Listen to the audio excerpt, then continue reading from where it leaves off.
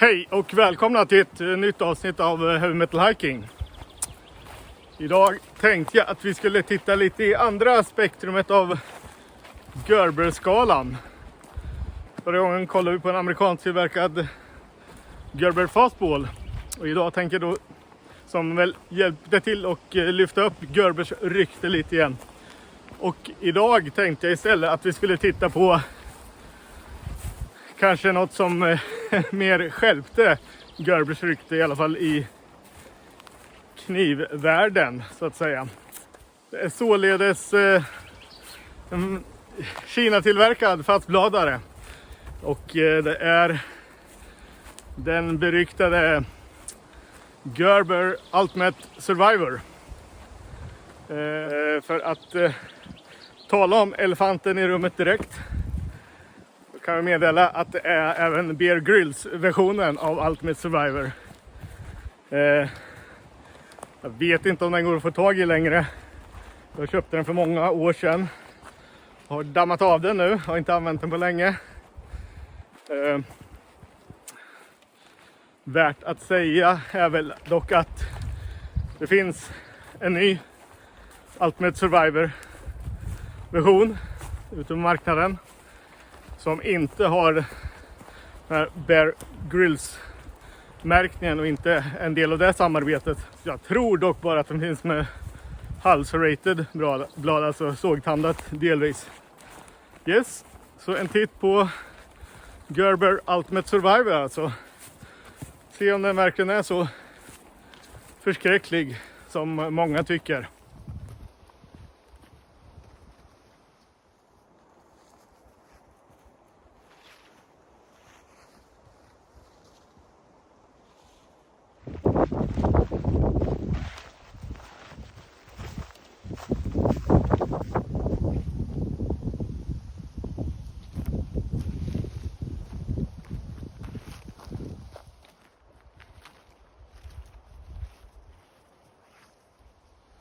Se om vi kan fixa lite kärved.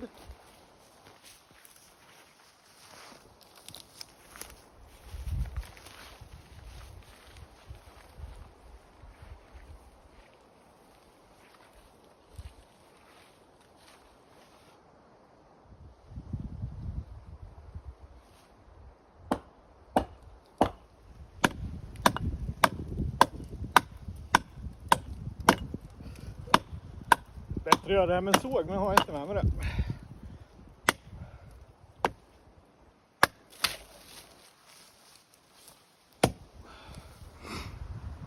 Så här vill man att det ska se ut. Röda fina. Luktar fantastiskt. Ja. Gerber Ultimate Survival som sagt. Den här stiliga Bear Grylls tappningen.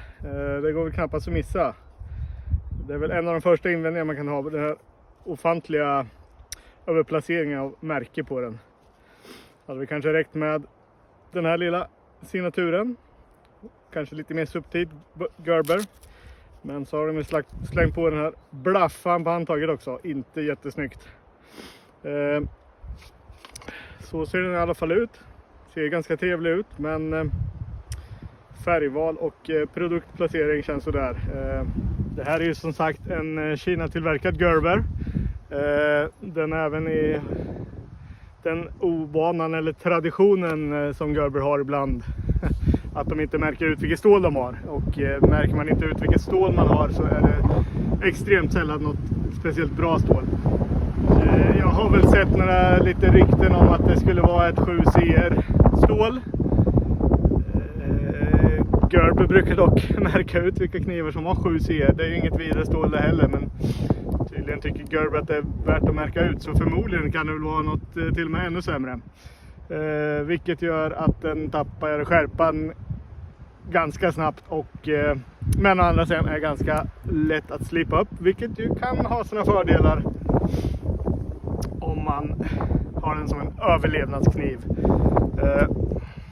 Det viktiga är ju att stålet inte är så pass dåligt att man inte kan få till en hyfsad ägg på den. Och det tycker jag väl att man ändå kan på den här, så det funkar väl. Sen tappar den äggen ganska snabbt, men man får slipa den då och då. Jag har inför det här Så jag har inte använt den här på väldigt länge. Slipat upp den lite i en workshop. Väldigt snabbt. Men den vart väl i alla fall hyfsad. Annars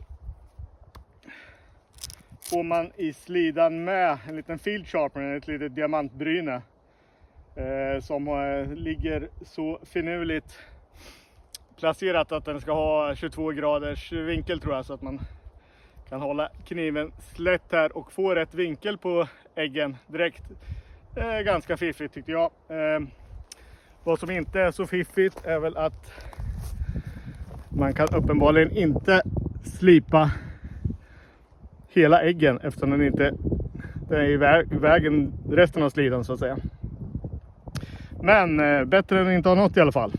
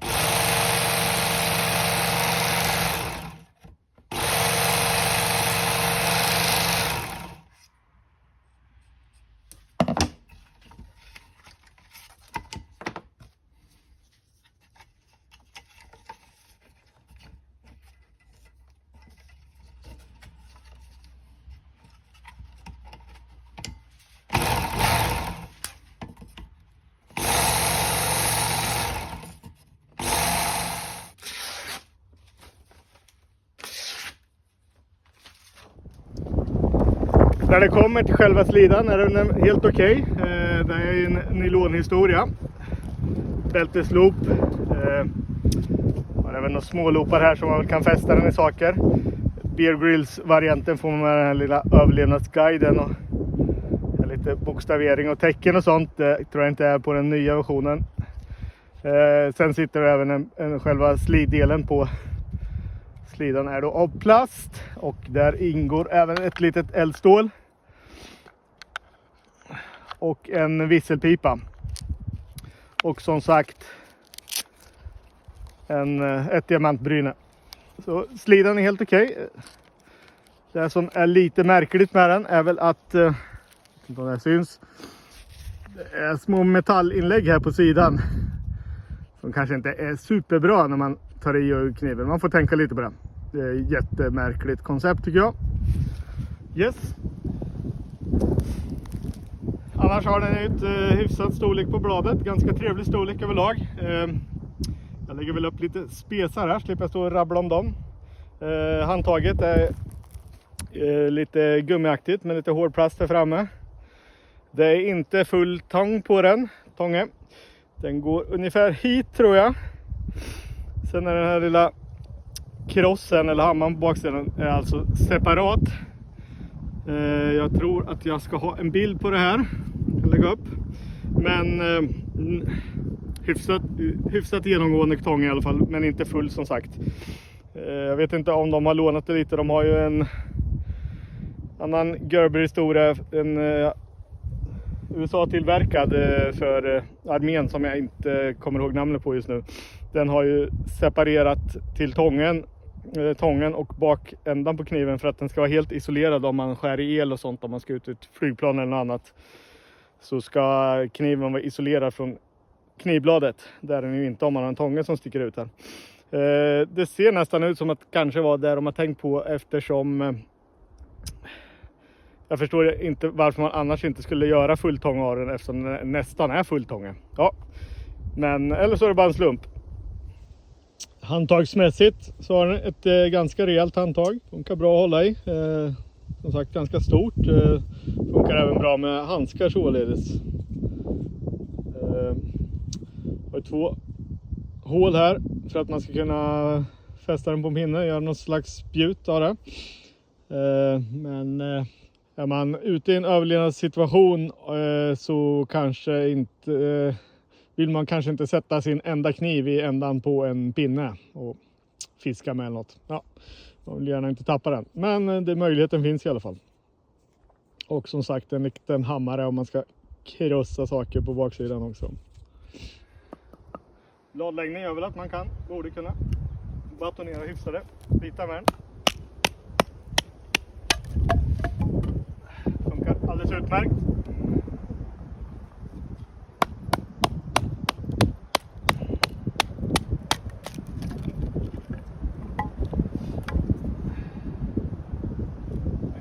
Det är jättehårt heller. Jag vet inte. Jag hittar det här så jag vet inte vad det är.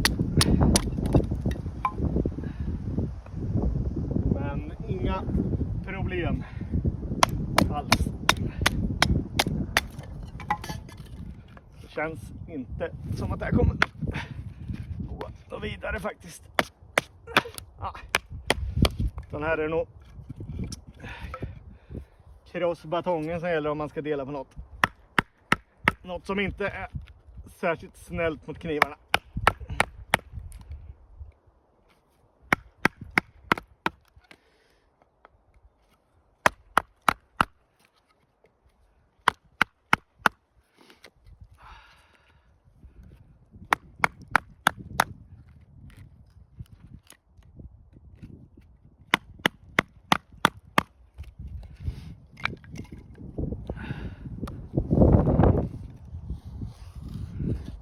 Färgmässigt funkar det hyfsat.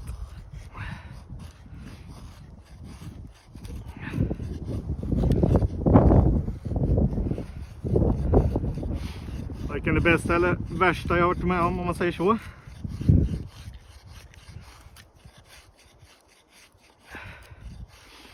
Den har väl en geometri så det funkar hyfsat det här i alla fall.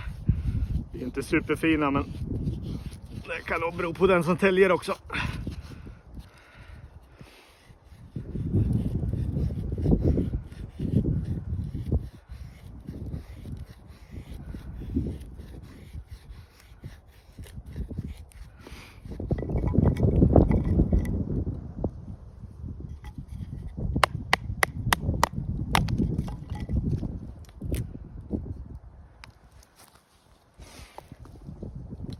Den här delen var det i alla fall lite kära i.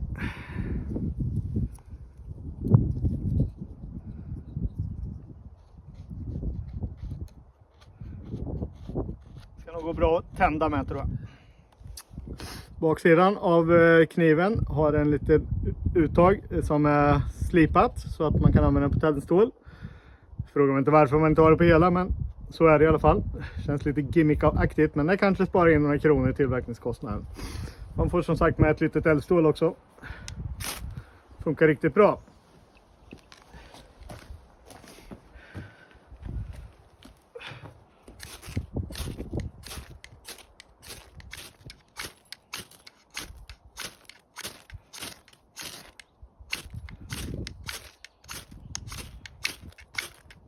Det är lite pluttigt också. Kör med lite större. Se hur det går.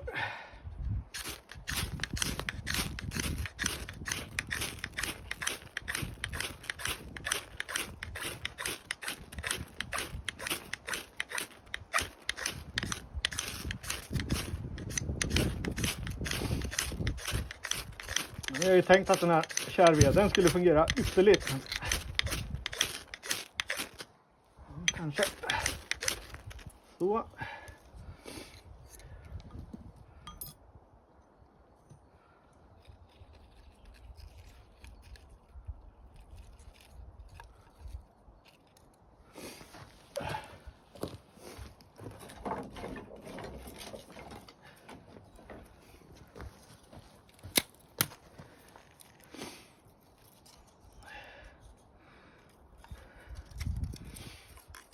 Så här, man lär sig att man bygger en brasa, men nu vart det så här.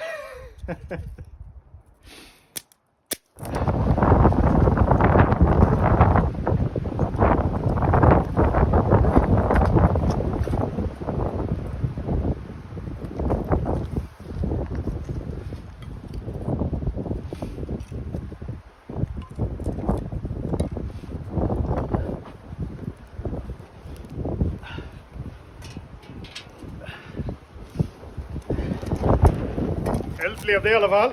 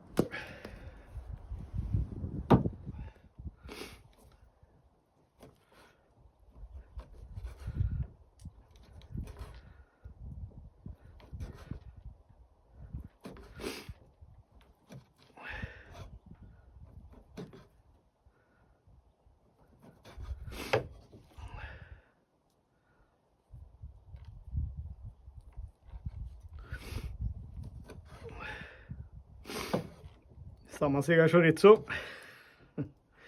Men det funkar ju bra.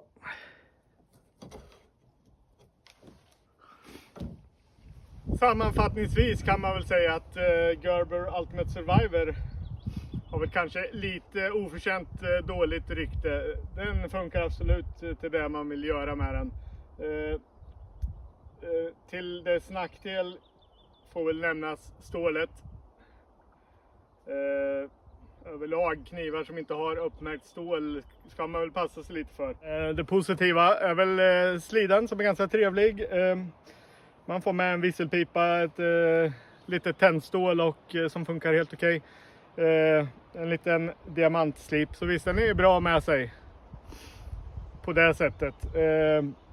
Annars en okej kniv med dåligt stål, vilket ju låter som en motsägelse. Det mest negativa är väl kanske priset på den, som den absolut inte är värd. Den ligger på kanske till och med lite över 800 spänn. Där kan man hitta en mycket bättre kniv för. Går man upp lite kan man hitta en mycket bättre kniv. När jag köpte den här så köpte jag den på rea för halva priset. Det är många år sedan. Och då betalade jag väl 450 eller någonting. Och ja, det där är väl gränsen för vad den här är värd, tycker jag. Så extremt överprissatt. Även den här nya nu som inte är en Bear Grylls version, tycker jag, för vad man får. Speciellt då när man inte ens får reda på vad det är för stål och man inte bara kan misstänka, utan det är inget bra stål i den. Men att använda så är annars ganska trevligt, så visst, helt okej, alldeles för dyr.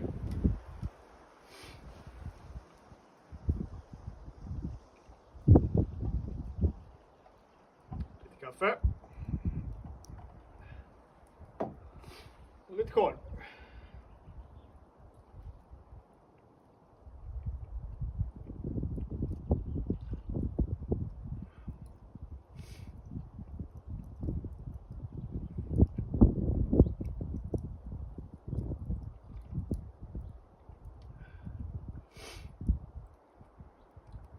Då tackar jag för titeln för den här gången. Och hoppas att vi syns nästa gång i skogen. Ha det bra, hej då!